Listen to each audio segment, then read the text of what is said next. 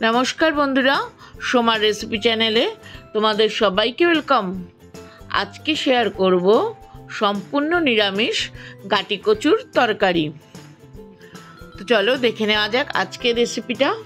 গাটি কচু বানানোর জন্যে আমি এখানে নিয়ে নিয়েছি 500 গ্রাম গাটি কচু আর কিছুটা পরিমাণ আলু। গাটি কচুগুলোকে ধুয়ে ভালো করে পরিষ্কার করে দু টুকরো করে নিয়েছি আর আলুগুলোকেও দু টুকরো করে নিয়েছি। এবার কড়াইতে দিয়ে দিচ্ছি 2 টেবিল চামচ পরিমাণ সর্ষের তেল। তেলটা গরম হলে প্রথমে আলুগুলোকে ভেজে নেব। এবার ওই তেলেই গাটি কচুগুলোকেও ভেজে নেব।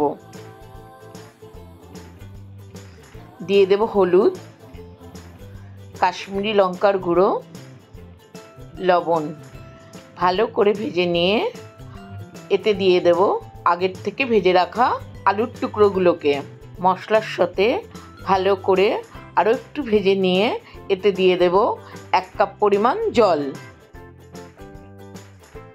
ঝোলটা ফুটতে আরম্ভ করলে দিয়ে দেব 4 থেকে 5টা চেরা কাঁচা লঙ্কা। এবার এটাকে সেদ্ধ হতে দেবো। যতক্ষণ এটা সেদ্ধ হচ্ছে আমি একটা ভাজা মশলা বানিয়ে নেব।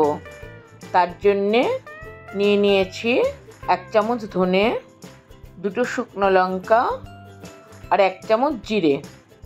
শুকনো খোলায় ভালো করে এগুলোকে ভেজে নিয়ে এর একটা মশলা বানিয়ে নেব। এবার এতে দিয়ে দিচ্ছি স্বাদ মতো লবণ। আলু আর গাটি কচুগুলো সেদ্ধ হয়ে গেছে। এবার একটা বাটিতে এটাকে ঢেলে নেব। কড়াইতে দিয়ে দিচ্ছি 1.5 টেবিল চামচ পরিমাণ তেল। ফোড়নের জন্য দিয়ে দিচ্ছি তেজপাতা আর 1 চামচ জিরে। ফোড়ন থেকে সুন্দর গন্ধ বেরাতে আরম্ভ করলে এতে গাটি কচু আর আলুটা দিয়ে দেব। উপর থেকে ছড়িয়ে দেব ভাজা মশলার গুঁড়ো। সবশেষে এতে দিয়ে দিচ্ছি 1 চামচ চিনি। চিনিটা সম্পূর্ণ অপশনাল, যেহেতু এটা সম্পূর্ণ নিরামিষ রান্না তাই এখানে আমি অল্প পরিমাণ চিনি ব্যবহার করেছি। আপনারা যদি চিনি অপছন্দ করেন সেক্ষেত্রে এটা স্কিপ করবেন। তৈরি হয়ে গেছে সম্পূর্ণ নিরামিষ গাটি কচুর তরকারি। এইভাবে একবার বাড়িতে বানিয়ে দেখো, গরম ভাত, রুটি, পরোটার সাথে খেতে কিন্তু দুর্দান্ত লাগে। আজকের এই রেসিপিটা অবশ্যই ট্রাই করো, কেমন লাগলো জানিও। আর যদি ভালো লাগে তাহলে চ্যানেলটাকে লাইক, শেয়ার আর সাবস্ক্রাইব করার অনুরোধ রইল।